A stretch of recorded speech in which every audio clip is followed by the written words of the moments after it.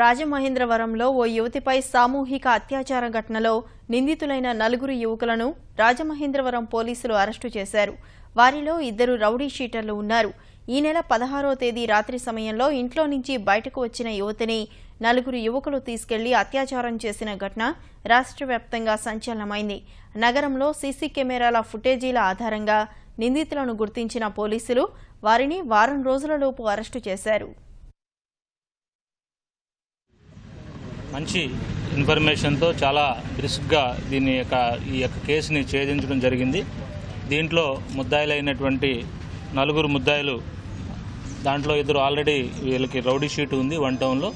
వాళ్ళ పేర్లు వచ్చేసి కక్కల సతీష్ అనేటువంటి వాడు A1గా ఉన్నారు. అట్లాగే తాడేపల్లి ప్రేమ్ కుమార్, అలాగే మరొక 2 పల్లివేల రాజు అలియాస్ స్టిక్, అట్లాగే కంచి సత్యమణికంఠ. ఈ 4ని కూడా ఈరోజు అరెస్ట్ చూపిస్తూ ఉన్నాము. ఈ కేసులో ఉన్నటువంటి ఫర్దర్ ఇన్వెస్టిగేషన్ అంతా కూడా కంప్లీట్ చేసి అతి త్వరలోనే దీని మీద ఛార్జ్ షీట్ కూడా వేయడం జరిగింది.